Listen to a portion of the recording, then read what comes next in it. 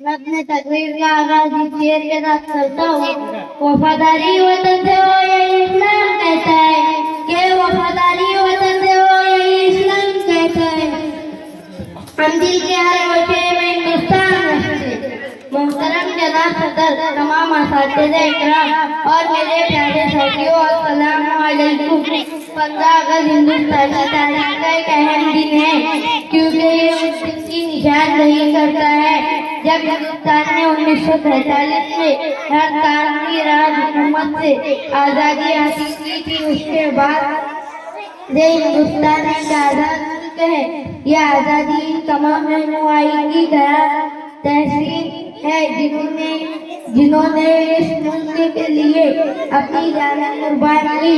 ان کی اس قربانی کی وجہ سے یہ آج ہم اس آزاد ملک میں رہ رہے ہیں، اور تبھی سے ہر سال 15 اگست کو ہندوستان میں قومی تہوار کے طور پر منایا جاتا ہے۔